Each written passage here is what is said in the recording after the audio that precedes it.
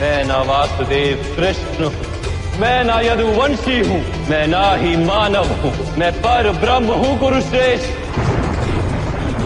मैं ही सत्य, ज्ञान और धर्म हूँ।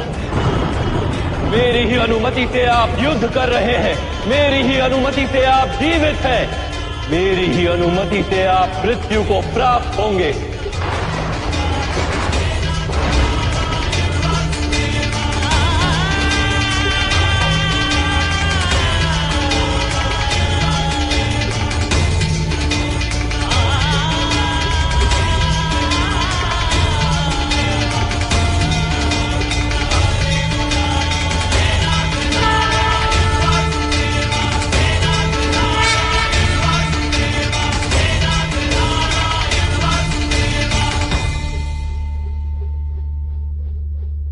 मुझे क्षमा कर दीजिए वासुदेव, मैं आपके वास्तविक रूप से अनभिज्ञ था।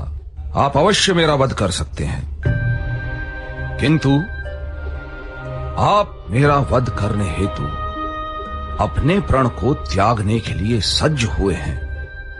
अवश्य ही मेरा कोई महान दोष होगा।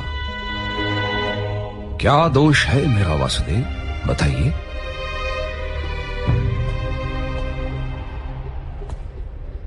अज्ञान आपका दोष है महामहिम। आपने धर्म के वास्तविक रूप को जानने का तो कभी प्रयास ही नहीं किया। करुणा के छत्र तले जब तक समग्र संसार समा नहीं जाता, तब तक समाज में धर्म अधूरा रहता है। किंतु आपने केवल अपने परिवार का विचार किया, संसार के कल्याण का तो विचार ही नहीं किया आपने। इसलिए आपका त्याग भी स्वार्थ का ही रूप है। मैंने अपने पिता के सुख हेतु राज्य का त्याग किया, आजीवन ब्रह्मचर्य की प्रतिज्ञा ली।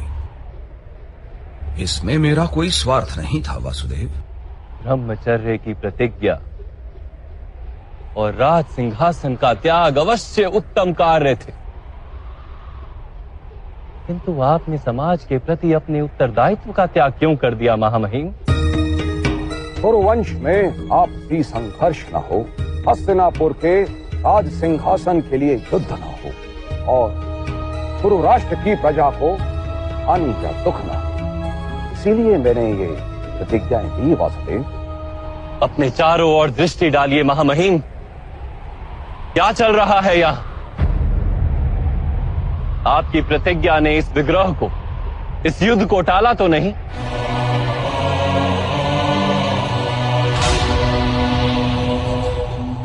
विचार कीजिए महामहिम, आपने अपनी प्रतिज्ञा को धर्म माना। यदि वो वास्तव में धर्म होता तो ये महायुद्ध ही क्यों होता? वास्तव में धर्म किसी मृत विचार का नाम नहीं, ना ही किसी परंपरा का नाम है।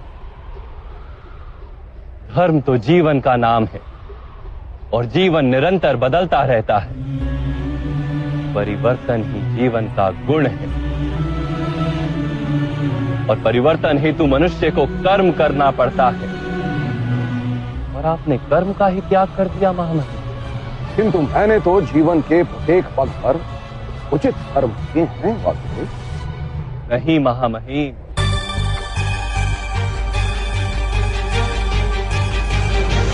इस जन्म में आप कर्म के बंधन से ना बंधें, इस कारण आपने कोई वास्तविक कर्म किया ही नहीं। कर्म का अर्थ होता है निर्णय लेना और अपने निर्णय के परिणामों को स्वीकार करना। किंतु आपने कब कोई निर्णय लिया महामहिम? महाराज पांडु के राज्य अभिषेक का निर्णय क्या आपका निर्णय था? एक जन्म से नेत्रहीन व्यक्ति राजा बनने के योग्य नहीं होता। इसलिए मेरा मत है कि ज्येष्ठ भ्राता पांडु का राज्य अभिषेक होना चाहिए। महाराज धृतराष्ट्र और महारानी गांधारी के विवाह का निर्णय। अक्षय तृतीया की शुभ मुहूर्त पर कुमार धृतराष्ट्र का विवाह गांधार की कुमारी गांधारी के साथ संपन्न होगा। महाराज धृतराष्ट्र को अधर्म से रोकने का प्रयास क्यों नहीं किया आपने महामहिम? कुमार दुर्योधन पर वार करने वाले इन मत्स्यजनों का न्याय तो कीजिए। इन सबके सिर छेद कर दो।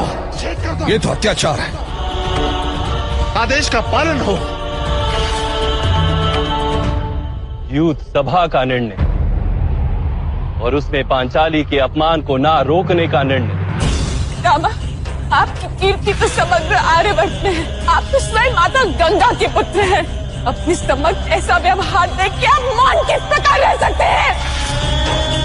इस युद्ध का निर्णय आर्यवर्त में धर्म की फिर से स्थापना करने के लिए युद्ध अनिवार्य है।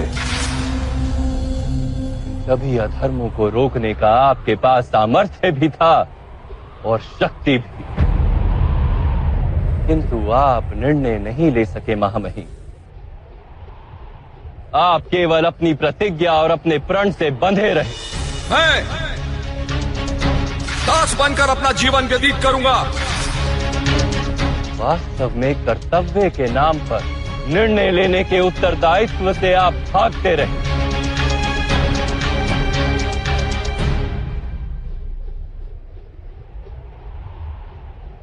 क्या निर्णय लेने से ही बंधन नहीं बनते वासुदेव? बंधन से छूटने के लिए निष्काम कर्म के सिद्धांत को समझते तो आपका जीवन धर्ममय हो जाता महामहिम। बंधन से छूटने के लिए आपने कर्म का त्याग क्यों किया? कर्म के फल का त्याग करते,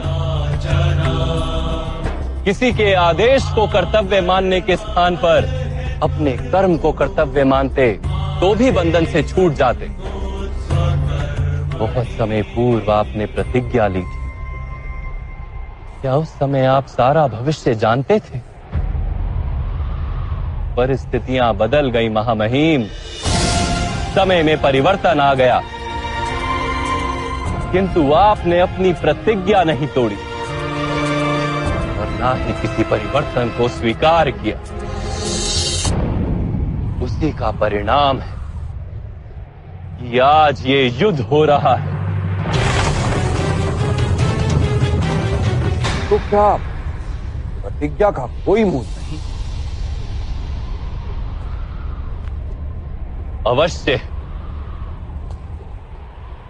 जिस प्रतिज्ञा से सारे समाज को लाभ हो उसका मूल्य अवश्य है, किंतु जिस क्षण मनुष्य की प्रतिज्ञा, उसका निर्णय सारे समाज को हानि पहुंचाने लगे, उसी क्षण उस प्रतिज्ञा को तोड़ना अनिवार्य हो जाता है महामहिम।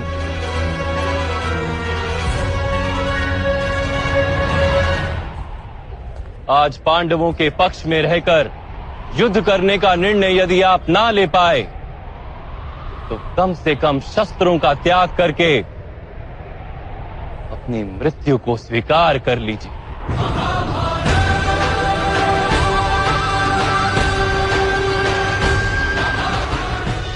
आज पांडवों के पक्ष में रहकर युद्ध करने का निर्णय यदि आप ना ले पाए तो कम से कम शस्त्रों का त्याग करके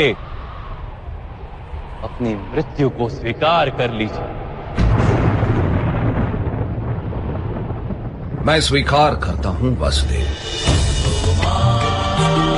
यदि आपका दिया हुआ ज्ञान मुझे जीवन काल में प्राप्त होता तो इतने अन्याय नहीं होते,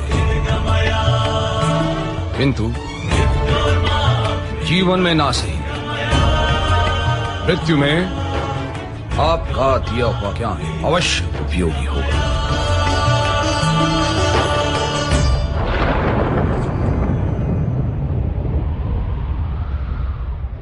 आपके द्वारा मृत्यु तो मेरा परम सौभाग्य होगा। मेरा अंत कर दीजिए, मैं सज्ज हूं।